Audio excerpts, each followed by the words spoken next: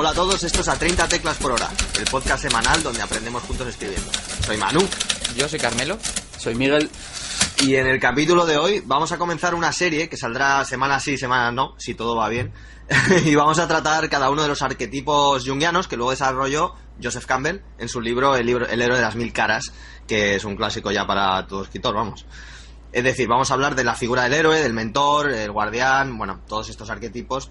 Y además vamos a añadirles nuestras propias tomas y consideraciones a la hora de escribir para dar un poquito más de profundidad a cada capítulo.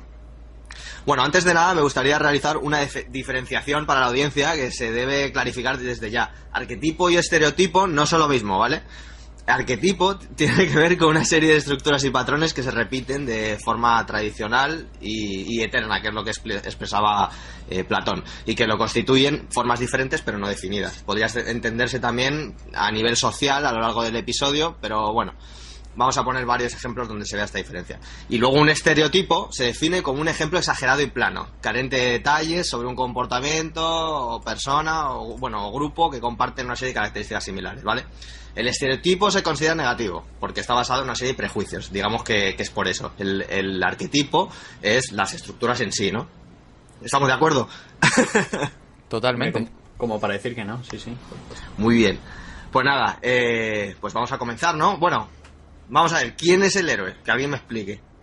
El héroe, pues podríamos decir que desde el punto de vista de literario, ¿no? Si lo enfocamos a esto, yo creo que podríamos definirlo como aquel personaje alrededor del cual se supone que giraría la mayor parte de la trama o la mayor parte del peso, que tiene la potestad en su mano de hacer frente al obstáculo o hacer frente a aquello que está distorsionando el mundo o la realidad, que normalmente es un villano, y que tiene esa capacidad normalmente de aprendizaje desde un punto de vista inicial, o sea, desde un punto de vista que es una persona normal o lo que sea en ese momento, hasta pasar una serie de etapas, que lo veremos ahora, que hablaremos del camino del héroe un poquito, hasta que llega al punto de final donde pueda por fin enfrentarse y hacer frente a todo ello, ¿no? Y yo supongo que más allá de todo obstáculo, más allá de todo problema, lo principal es hablar de la evolución que suelen tener estos personajes, ¿no? Del aprendizaje continuo y de todo ese desarrollo que conlleva.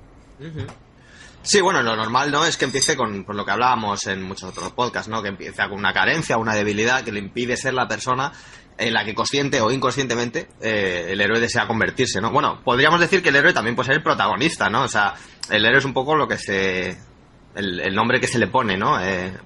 Tradicionalmente, ¿no? Porque es una estructura que viene desde los tiempos antiguos. Sí, totalmente. Es más, yo creo que la mayor parte de las historias, cuando hablamos del arquetipo de héroe, lo solemos ubicar en la posición del protagonista. Es muy raro, en realidad, tenerlo desde otro lado. Porque, al final, si queremos ver todo el desarrollo, si queremos ver toda esa evolución, es muy interesante, no te digo ya desde su propio punto de vista, pero sí que acumulen mucha atención a lo largo de las páginas. A veces estoy pensando que es eso, es un héroe mitificado, que aunque que el protagonista a lo mejor quiere ser como él, ¿no? Es decir, acapara mucha atención, al fin y al cabo está ahí, aunque a lo mejor físicamente no es el tío que da el nombre al libro, por ejemplo, pero sí que está ahí, está su presencia constante, sí.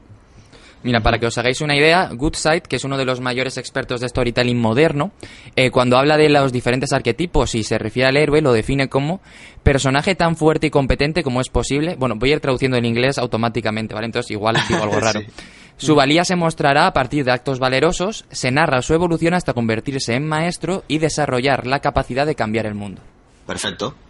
Claro, bueno, y luego también tenemos que entender también que el viaje que recorre, porque claro, se trata de una especie de lo llamamos viaje, pero puede ser un viaje que puede ser físico o puede ser también espiritual en muchos aspectos, ¿no? También tenemos que tener en cuenta que el desarrollo de estos arquetipos ha ido creciendo a medida que lo ha hecho la narrativa, ¿no? Entonces, el tema es que, claro, a través de ese viaje, sea de un género a otro, el héroe lo que va a hacer es pasar por una serie de conflictos crecientes, ¿no? Adentrándose en un mundo que no conoce y adquiriendo esa experiencia de la que está hablando Carmelo, ¿no? Esto es particularmente importante, bueno, porque yo creo que no existe una historia buena en la que el personaje sea exactamente el mismo al terminar que al comenzar, ¿no? A ver, yo creo que sí que las hay, pero no son buenas, pero claro, al final un personaje tiene que desarrollarse un montón. Yo, por ejemplo, un héroe que creo que no se desarrolla en exceso es Harry Potter, por ejemplo. Yo creo que, a pesar de que sea el héroe, el primer y el último Harry Potter no tienen tanta distinción en cuanto, hombre, ha crecido y tiene más cosas, ¿no? Pero no ves esa evolución tan grande. No es como, por ejemplo, Frodo en El Señor de los Anillos, que está muchas veces acompañado por Gandalf, que lo que hace básicamente es vemos como un personaje... Había que hablar. Acaba totalmente... O sea, igual es una evolución incluso a la inversa, ¿no? Porque es un personaje que está totalmente centrado y consciente de lo que quiere conseguir y vemos toda su destrucción para poder conseguirlo. Efectivamente. De hecho, una cosa que quería apuntar ahora que has hablado de Frodo, es que el cambio que realiza el héroe no tiene por qué siempre ser para bien. O sea, eso es una cosa que me parece interesante, porque puede ser también el héroe trágico, ¿no?, del que hablaba Aristóteles, que un día hablaremos de esto. Pero Frodo, si hablamos de Frodo, nos damos cuenta de que al final de cuando, bueno, spoiler, esto lo sabe todo el mundo, pero cuando va a tirar el anillo no lo tira. No es él el que lo tira al final. O sea, él al final pierde, digamos. Es un poco el ejemplo de héroe trágico, ¿no? No consigue llegar al objetivo. Lo único que gracias a Sam y Gollum. De hecho, bueno, Gollum le ayuda, pero bueno, de una forma pasiva, ¿no? Más o menos. Pero de esto quiero añadir, fíjate que es que, claro, sacáis El Señor de los Anillos y, claro, yo me vuelvo loco. Y hay que hablar de ello. Claro, esto le cambia tanto al personaje que al final se tiene que ir de la Tierra Media, porque ha cambiado tanto que no convive en sociedad. Y no solo eso, sino luego ya en más avanzado El Señor de los Anillos... Sam, cuando ya muere su mujer, Rosita y demás, como él también ha sido portador del anillo, él también nota ese cambio y luego también se va de la Tierra Media, también él. Y tiene que irse donde los elfos también. O sea, que al final es eso, son personajes que han cambiado tanto que no pueden ni siquiera convivir donde antes vivían. O sea, es un cambio muy grande. Sí, es una de las partes del viaje del héroe, ¿no? Que cuando hace el camino a casa, cuando vuelve, tenemos no sé cómo se llama exactamente, pero es como la resurrección del héroe o el regreso con el elixir, que es básicamente esa muestra de que toda la experiencia acumulada, todo lo que ha vivido y todos los sucesos le han afectado de una manera, le han cambiado, y lo que es habitual es que ya no pueda seguir siendo o no pueda seguir manteniendo esa misma vida. Entonces, lo que suele hacerse es, o bien lo sacamos, porque es el caso de Frodo y Sam, que ya no pueden pertenecer a ese mundo por todo lo que han hecho, o en muchas ocasiones directamente se les mata porque esa nueva forma de ver el mundo no casa ya con esta realidad y entonces tienen que irse. Por ejemplo, bueno, es que iba a hacer un spoiler, así que me lo voy a dejar, pero más reciente quiero decir. Y claro, es el caso de Fran y Frodo, que ya no pueden estar ahí, ya no encajan, ya no es su mundo, tienen que irse a otro sitio. Claro, esa es una de las variantes, ¿no? Puede ser el héroe, no me acuerdo cómo era ahora mismo de los nombres, bueno, pero es eso, el héroe vencedor, ¿no? El héroe trágico, el héroe que consigue la revelación al final, pero no consigue ganar, ¿no? O el que no consigue la revelación y no consigue ganar. Pero bueno, de esto ya hablaremos tranquilamente. Yo hay una cosa que he traído hoy, si os parece comentarlo, son una serie de características que tiene que plantear un escritor cuando va a desarrollar a un héroe, ¿vale? ¿Queréis que hablemos de esto? Dale. No queremos. No, entonces, chicos, vamos a pasar a la siguiente pregunta. Vale, o sea, esto lo he sacado del libro de John Truby porque me parece uno de los mejores cuentos, storyteller, ¿no? de modernos. Tiene el libro este que lo he mencionado otras veces, que se llama Anatomía del guión, y aunque se enfoca más en torno a, pues eso, a crear guiones de cine, en realidad él habla es que todo está aplicado simplemente a la narrativa, o sea, no especifica mucho, a veces coge ejemplos de cine, otras veces coge novelas, o sea, es un poco todo mezclado, ¿no? Pero sobre todo es a la hora de contar una historia, ¿no? Entonces, estas son una de las claves que daba John Truby para plantearse cuando tenemos que tener un personaje, ¿no? Para confeccionar esa curva de evolución adecuada entre conflictos e intereses, ¿no? Lo primero que habla John Truby es de que el personaje lo primero que tiene es una debilidad. Y se trata de aquello que impide al protagonista progresar en su situación. Normalmente relacionado con lo que llaman el fantasma, ¿no? Que es la historia. Y no es una debilidad formal. O sea, no estamos hablando de una kriptonita, ¿vale? O sea, estamos hablando de algo relacionado con su personalidad, un trauma, ¿no? Digamos. ¿Se os ocurren personajes así? Así, para ir un poco agilizando en esto. Personajes con traumas. Pues mira, igual a nivel literario, te iba a decir yo, ¿no? No te jode. A nivel literario no lo tengo tan claro. Pero un ejemplo muy claro me parece, por ejemplo, Batman. O sea, Ujú. Batman Ya, surge perfecto. todo de que matan a sus padres, ¿no? Es eso. Que yo de DC voy muy cojo. Matan a sus padres y ya empieza con ese sentimiento justiciero para cambiar todo, ¿no? En Gotham. Entonces, me parece un ejemplo muy claro. Claro, Tyrion. Tyrion también, efectivamente. Tyrion, esa es la debilidad, que él es una persona que no, bueno, que no confía, ¿no? Digamos. Es un desconfía de los demás pues por su propio problema, por su debilidad, que es el enanismo, ¿no? Ujú. Él va a lo suyo, digamos. Vale, y dentro de esa debilidad, John Truby dice que hay dos cosas, que esto me parece súper interesante. Dice que existe una necesidad psicológica y una necesidad moral. La necesidad psicológica es algo que le está dañando y solo le afecta a él. Pero la necesidad moral dice que es un comportamiento que le daña a él y al menos a una persona de su entorno. Yo en esto había cogido de ejemplo me gusta esta historia bastante, la de Jack Sparrow, porque en la primera película es muy buena a nivel narrativo por muchos aspectos, ¿no? Y Jack Sparrow, por ejemplo, dice, mira, las necesidades, la hemos visto todos esta peli, ¿no? Vamos, me parece a mí. Sí. Sí. Vale, porque Jack Sparrow dice, mira, la necesidad psicológica que solo le daña a él es que con respecto a su debilidad, que es que es un egoísta que solo se preocupa por sí mismo, acaba perdiendo la perla negra, y esa es su necesidad psicológica. Él necesita escuchar a los demás, necesita jugar en equipo, ¿no? Y la necesidad moral que afecta a los demás es que al haber perdido el control de la perla y de su tripulación, su subalterno Barbosa toma el mando y todos quedan malditos, y ellos, bueno, están saqueando ciudades y pueblos, ¿no? O sea que uno de sus errores ha dado pie a que el mundo se vaya, o sea, esté un poco en la mierda, ¿no? Como se podría decir, o que esté afectando a los demás, no precisamente solo por él, pero es una de las razones. Pues me parece un ejemplo muy interesante. Desde luego yo Jack Sparrow no lo habría puesto porque no se me hubiese ocurrido nunca. Entonces estoy pensando en algún personaje literario que pueda encajar más o menos en esta categoría, ¿no? Porque a lo mejor Tyrion es un personaje el que ha dicho Miki que podríamos ver, ¿no? Porque hemos dicho que tiene una necesidad moral y una necesidad psicológica. La psicológica está claro que es lo que le daña solo a él, que es esa faceta, ¿no?, que tiene, ¿no? Como es un enano, es esa necesidad que tiene de ¿cómo decirlo?, ¿no? De colocarse como en la misma posición que el resto, y por eso bebe, por eso intenta utilizar el intelecto, y eso al final es algo que le va dañando, ¿no? Le va afectando por dentro. Y luego, a nivel moral, como todos esos tejemanejes, todas esas conversaciones o todas esas intrigas que hace para intentar colocarse en esa posición y hacer valer sus puntos, en muchas ocasiones acaba debilitando a su propia familia, acaba debilitando al propio reino, porque al final es un personaje que mira más por él que por cualquier otra cosa también. Eso es. Mira, otro personaje que igual vais a flipar es Chandler de Friends. Curiosamente es un tío que para mí es el más divertido, pero luego en realidad tiene una infancia súper traumática, sus padres prácticamente no se llevaba con ellos y tal, y él acaba reconociendo en varios capítulos que él usa el humor como una herramienta de defensa contra la propia sociedad y contra los demás, la ironía, el sarcástico. Al final es el mejor de Friends, en mi opinión, pero es precisamente por eso, porque es una persona que en el fondo no es feliz. Es muy curioso. Claro, es el personaje más completo. No, pero es que estos son los ejemplos que también mola sacar, o sea, no es lo típico, por eso estábamos intentando discernir un poco entre lo arquetípico y lo estereotípico, ¿no? Uh-huh. Vale, entonces, los otros puntos, estos son bastante interesantes también. Dice, el deseo consciente es aquello que el protagonista cree que necesita, y este deseo suele ir mutando a lo largo de la historia. Por ejemplo, pues si hablamos de Luke Skywalker, al principio de la historia es lo que quiere es salir de Tatooine y ser como un piloto, ¿no? Es lo que quiere al principio. Pero luego lo que se quiere acabar transformando en Jedi a medida que la historia avanza, ¿no? En el caso de Jack, en el caso de Jack Sparrow es lo de recuperar la perla negra, que en ese aspecto pues es una cosa pues muy sencilla, ¿no?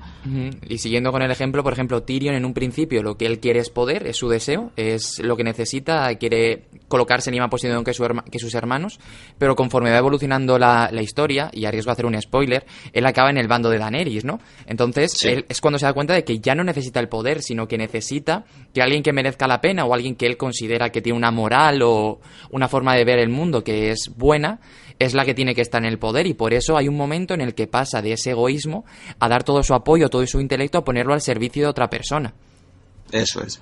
De hecho, normalmente uno de los rasgos más guays, digamos así, utilizando esa palabra, que a mí me resulta en un personaje, es alguien que sea hasta cierto punto egoísta, ¿no? Y que luego al final, pues su deseo inconsciente, su necesidad, ¿no? Sea también esa, ¿no? La de trabajar por algo más que sí mismo, ¿no? En este aspecto, lo que estamos hablando de deseo consciente e inconsciente, el inconsciente es aquello que el protagonista realmente necesita, aunque no sea algo que él sabe que necesita, ¿de acuerdo? O sea, este deseo inconsciente no suele cambiar durante la historia. De hecho, es el consciente el que va mutando a este inconsciente, ¿no? Por ejemplo, justo lo que estábamos hablando de Jack Sparrow. Jack necesita aprender a jugar en equipo, que es lo que hablábamos, ¿no? Y preocuparse por otros antes que por sí mismo. Y de hecho, si nos vamos al final de la película, una de las cosas más chulas de ella, ¿no? Es que al final Jack, con todo lo asqueroso y lo egoísta que es, al final acaba ayudando al William Turner a escapar de los piratas y tal, pero lo que mola es que el personaje no pasa de ser un egoísta a ser de pronto un tío de puta madre, ¿no? O sea, el tío sigue siendo un cabrón. Lo único que pasa es que demuestra que puede preocuparse por otros. Es decir, esa progresión resulta creíble, ¿no? Y es que es así como tiene que ser. O sea, alguien no cambia de la noche a la mañana, ¿no? Claro. Y nada, pues la última característica es la revelación, que es el momento en el que el personaje comprende cómo debe cambiar y qué ha estado haciendo mal. Suele ser al final, que es en el clímax de la historia. Y dicen, bueno, John Truby dice que cuanto más tarde mejor, ¿no? Pues lo que hablábamos, que Jack Sparrow ayuda a Elizabeth y tal, y de hecho su gesto se ve recompensado porque al final la tripulación le viene a salvar a él, cuando le van a ahorcar, y etcétera, etcétera, ¿no? O sea, por eso me parece un buen ejemplo este de Piratas del Caribe, porque aunque es un héroe arquetípico, no es estereotípico, o sea, no es... Y lo siento, Miki, porque sé que te encanta como en el Señor de los Anillos. Por ejemplo, Aragorn, ¿no? Aragorn es un héroe absolutamente estereotípico. No me gusta tanto. No, mi favorito es Boromir, precisamente porque me parece mucho más complejo que Aragorn. Claro, lo que hablábamos la otra vez. O sea, Aragorn de hecho, de esto es una de las cosas que íbamos a hablar, ¿no? ¿Qué tópicos del héroe creéis que son los más repetidos? Porque Aragorn yo creo que encaja perfectamente en eso, de los tópicos, ¿no? Sí, Aragorn es el rey, el rey, el elegido, llamadlo como queráis, que vuelve después de un exilio para recuperar todo. Y eso lo hemos visto en 200.000 veces. El típico que por alguna razón o le han sacado del poder, o ha acabado en otra parte, o se ha tenido que esconder, o le han escondido, que también es muy habitual, y llega un momento en el que todo está perdido, no hay ninguna oportunidad, pero él vuelve para conseguirlo. Es que es muy parecido también hasta el Rey León con Simba, ¿sabes? Sí, claro. Sí. Yo siempre he pensado que si fuese Simba y me llega la Nala y me dice, vuelve, y digo, pero yo estoy aquí muy bien, arregladla vosotros, ¿sabes? Estoy aquí con un cerdo y con un suricato comiendo bichos y vosotros estáis en guerra. A mí que me contáis, ¿sabes? Sí, claro. Nos dicen que está basado, el Rey León no es Macbeth, en realidad. En Hamlet. Hamlet, eso. Sí, el tío que traiciona al padre y luego y luego vuelves. No he leído Hamlet, entonces no lo sé decir, pero me lo quiero leer precisamente por esto. Se aparece como fantasma. Hombre, para mí el ejemplo es Eragon. O sea, todo es que es Eragon, ¿no? Es huérfano. Que no Aragorn. Bueno, Aragorn no es huérfano. Pero sí, Aragorn, pues eso, es de origen humilde, es huérfano, pues como Anakin Skywalker, ¿no? Y bueno, sí, justo. Es que también como todos los de Star Wars es que es lo mismo. Yo, de hecho, yo creo que si alguna vez conozco a alguien que es huérfano y granjero, le voy a darle enhorabuena porque seguramente haya una profecía sobre él, ¿sabes? Diciendo que es un héroe o algo. Seguramente hay una espada esperándole, ¿no? Claro, exacto. Pero es que es verdad, es que cualquier personaje que os podéis imaginar de los típicos, de los que surgían sobre todo hace unos años, son así, pero tampoco hay que irse mucho más allá. Es que en Nacidos de la Bruma, Brandon Sanderson, Bean, que es el personaje principal, es huérfana, ha tenido una infancia de mierda y de pronto encuentra al mentor, ¿no? Que ya también lo trataremos en algún momento. Pero, todo este momento en el que tu vida cambia, te das cuenta de que no eres uno más y que eres el elegido y que tienes un poder que no tiene el resto. Hombre, una de las cosas... Sí, Harry Potter, efectivamente. Bueno, sí, un montón. O sea, esto, el viaje del héroe tradicional también, claro, está en 1000 sitios, ¿no? O sea, una cosa que mola de Nacidos de la Bruma es que es el ejemplo perfecto de cómo utilizar los arquetipos y hacerlo bien. ¿Cuál es el problema? Que cuanto más se utilizan estos arquetipos en historias, más predecibles se hacen las mismas, incluso aunque intentes ser de lo más novedoso, ¿no? O sea, los tópicos estos más repetidos son aquellos un poco que hacen transformarse a un héroe desde un cambio siempre polarizado, ¿no? Siempre es alguien que es económica o socialmente muy bajo o muy alto, ¿no? A veces depende. Y pasa al otro lado, ¿no? En las historias de fantasía tradicionales al menos es así. O sea, lo del origen humilde, que suele ser eso, el huérfano o lo que sea, que acaba transformado en un príncipe, o como lo decíamos, Aragorn, ¿no? Que es un mercenario muy genao que acaba ahí transformado en rey, ¿no? Pues es que siempre es ese cambio polar, ¿no? Y como las historias también de Disney. Miki, ¿le has escuchado? Ha llamado a Aragorn mercenario, ¿cómo? ¿Genao? No, que a él le gusta Boromir. Claro, yo soy más de Boromir. Es que es verdad, Boromir se sale más del... Me parece un tío que representa mucho más a los humanos, porque es mucho más complejo, con más contradicciones. Sí. Me parece mejor. No lo es, claro. De hecho, esto es lo que hablábamos de también otro de los tópicos, ¿no? La amistad con el antihéroe. Que bueno, en este caso no es exactamente un antihéroe, pero bueno, un poco va por ahí, ¿no? Sí. Pero que... Dale, Miki. No, es verdad que luego se acaban reuniendo pues con gente... pues con despojos sociales a veces, pero que bueno, que les ves su encanto y de alguna manera te sientes identificados con ellos porque son un poco misfits, ¿no? Son un poco ahí outsiders de la sociedad y pues no le queda otra que llevarse con esos y ves su lado bueno, ¿no? O sea, por ejemplo, uno de los juegos de rol míticos, el Baldur's Gate, el protagonista es huérfano y también se acaba llevando con gente al principio que en fin, que son una espada ahí. Sí.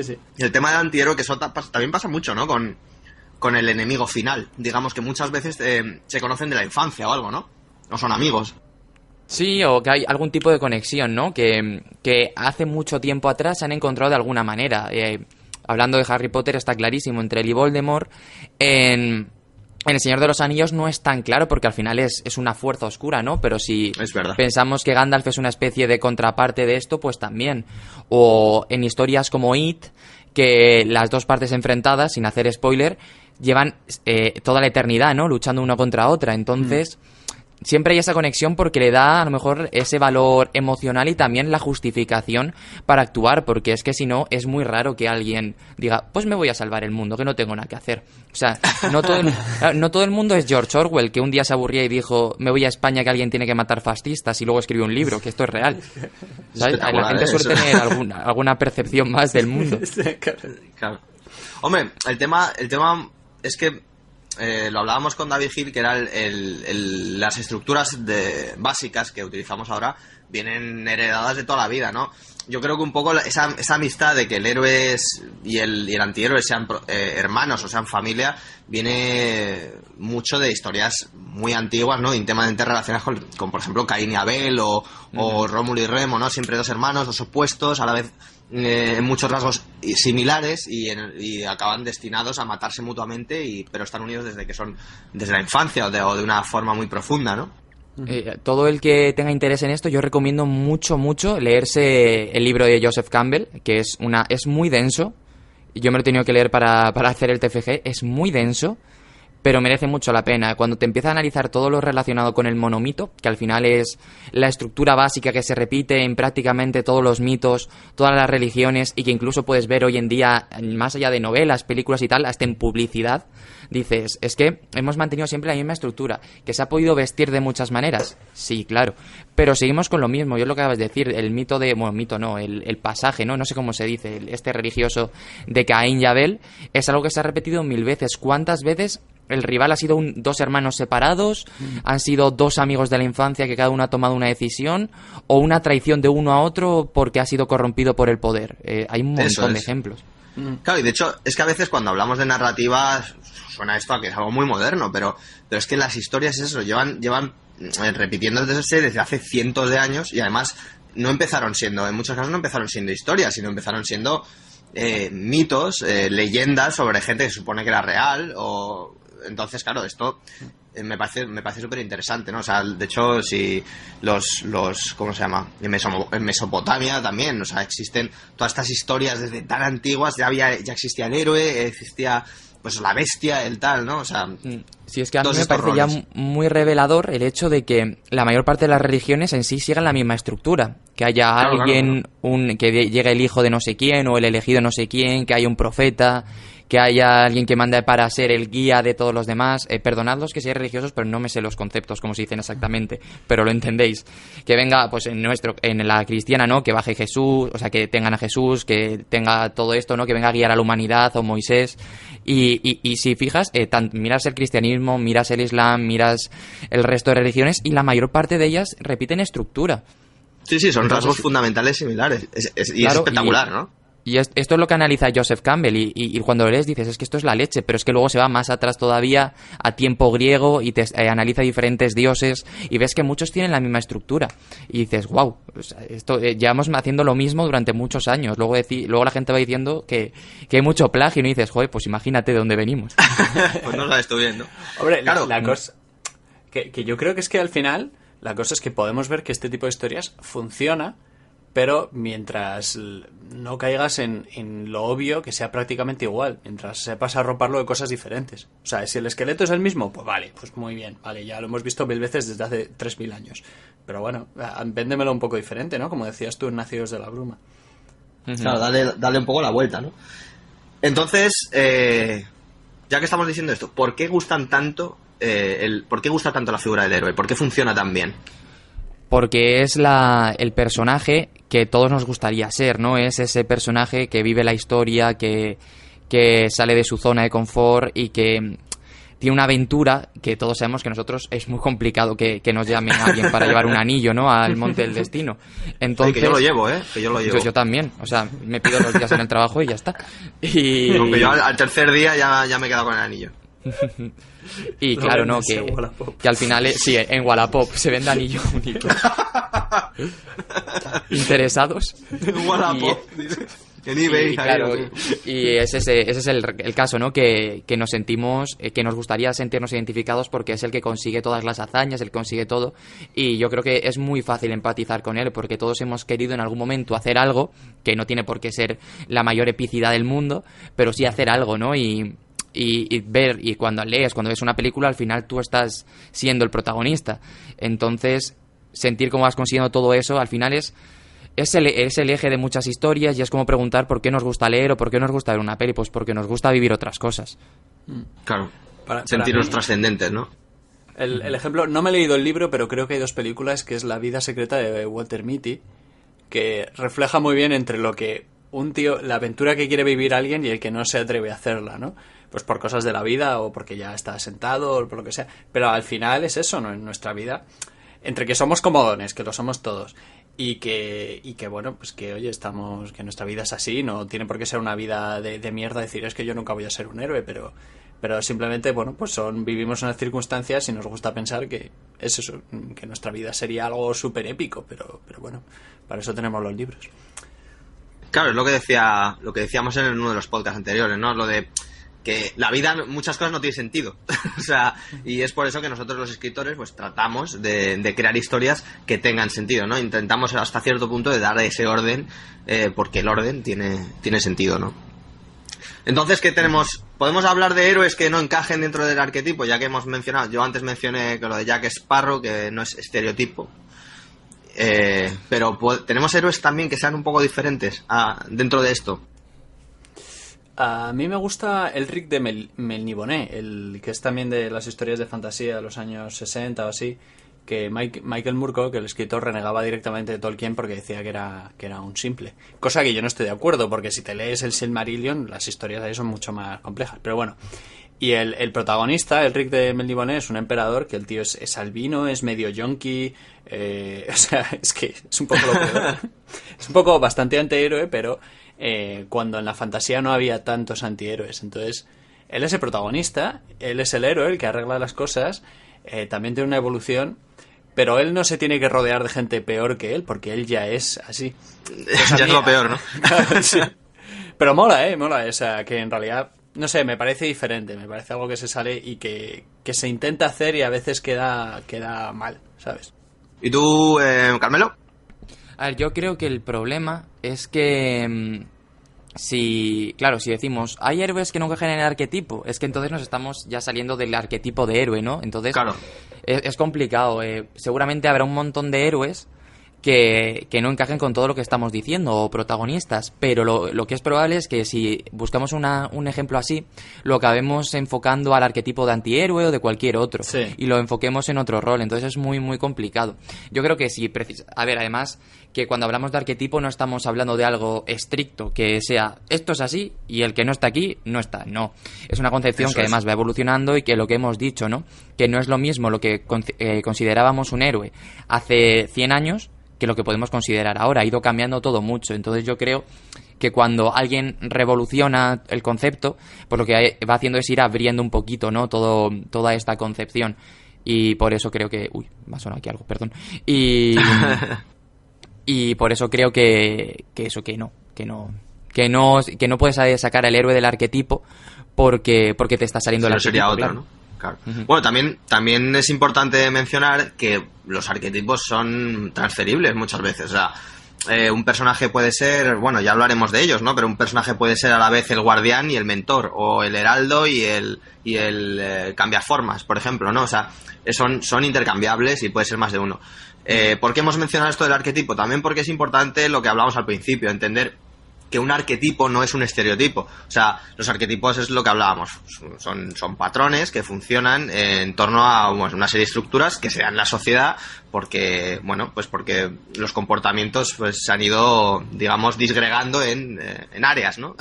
Pero eso no significa que una cosa sea estereotipada. La estereotipación tiene que ver, pues eso, con una serie de prejuicios, ¿no? Pues es como decir, bueno, es que aquí se me va a mal alguien, pero es que los marroquíes son ladrones, por ejemplo, ¿sabes? O sea, perfectamente, o algo así, ¿no? O son terroristas los islamistas, cosas de estas, es un topicazo y es un estereotipo que no responde a la sociedad. Entonces, basar personajes en cosas tan básicas, primero, hace que la gente se aburra, porque esas historias ya las conoce, conocer a ese héroe se los sabrá de memoria, dirá, mira, a este le van a dar una espada en 10 minutos, o le va a dar un colgante, ¿no? Como era lo que hablábamos aquí. Sí, exacto. Claro, se le va a morir el maestro, ¿sabes? Estas cosas son las que, bueno, pues las que resultan hasta cierto nivel estereotipo. Entonces, lo que os hemos dado hoy también un poco es eso, ¿no? Es esa estructura, para poder entender lo que es un héroe y para que a través de eso también, bueno, hacer las variaciones, ¿no? Eso es. Sí, que no lo toméis como un esquema, sino como un punto de partida, como una base sobre la que construir todo lo demás. Claro, eso es. Bueno, chicos, pues estamos ya casi al final del programa. Vamos a hacer el libro de la semana, ¿no? ¿Nos lo traes tú, Carmelo? Venga, vale, pues a riesgo de no repetir esta vez y que nos lo digáis, que ya nos lo habéis comentado por redes, yo en esta ocasión, como estábamos hablando de arquetipos, héroes y tal, he querido traer a alguien que intenta siempre forzar todos los arquetipos, o que intentaba forzar todos los arquetipos, y me estoy refiriendo a Terry Pratchett, y quería traer el color de la magia, que al final, pero podría decir cualquier otro de la saga Mundo Disco, ¿no? Es el primero. Y creo que es una persona que se atrevió mucho a jugar con todo lo relacionado con los patrones, los esquemas y todo lo que implicaba lo establecido, ¿no? Al final muchas de sus obras son burlas precisamente a los estereotipos, pero también a los arquetipos que conformaban las historias. Y para el que no esté puesto en el mundo del Mundo Disco, básicamente es una saga, creo, de 39, 40 libros. No lo tengo claro cuántos son ahora mismo, porque además algunos se publicó post-mortem y tal.